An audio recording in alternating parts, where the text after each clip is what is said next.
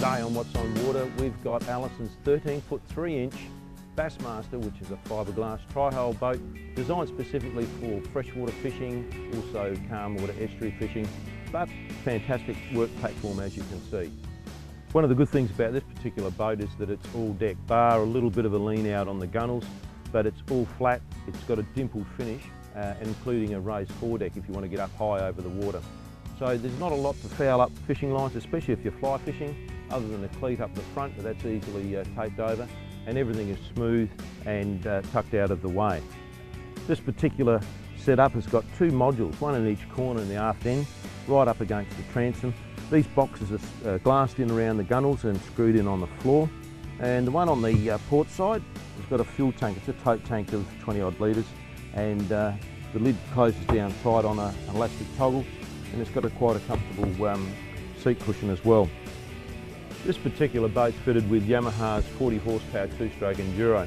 These engines have got an overlarge gearbox to handle the crunch and crash of everyday use, specifically liked by commercial fishermen in different parts of the fishing industry in Australia.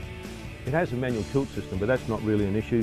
At 40 horsepower it's easily manageable, and it can be tilted up out of the way and trailers quite nicely. Because we've got an expansive flat deck, we've got a bilge that's cut away in the actual floor, and that drops down, and it has an electric bilge pump in there to get rid of anything that falls in. That can also be drained into the hull and then drained out the back of the transom with the normal transom bung plug.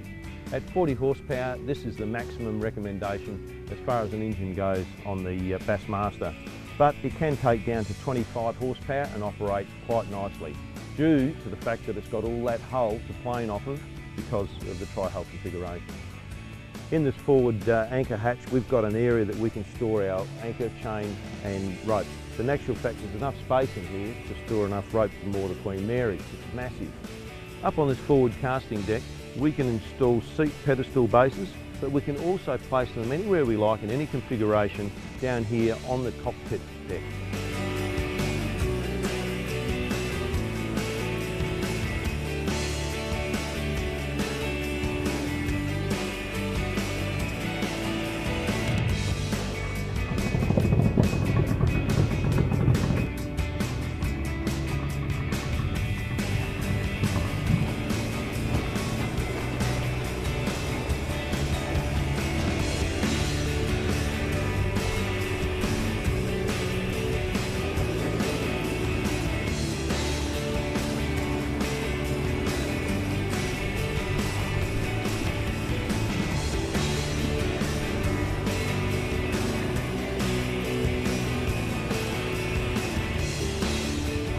As you can see, this is a pretty nippy little machine, and there's no way known you'd want more than 40 horsepower on it.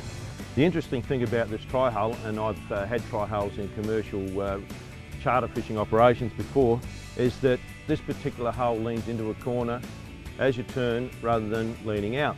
Now, leaning out's a bit of an issue, because as you lean out and go around a corner, it dislodges everything and the inertia takes over and things slide around. So this is a really smart little jigger. We'll have a look underneath the hull shortly, you'll probably see why. But all in all, very comfortable, and in actual fact, the harder you go over small chop, the softer it gets. Now, one of the reasons for a dry ride on the Bassmaster is this gunnel that curls right out. It must be something like nearly 100mm out from the side hull, so that deflects all the spray down.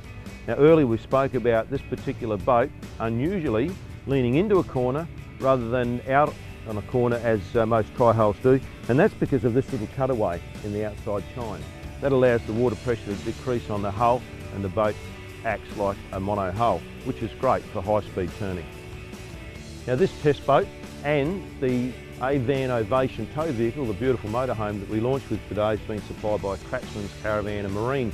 But have a look at the link for Allison boats on the webpage here at What's on Water, and you can go straight into the Allison website and see what they have there in relation to this boat, but also many others.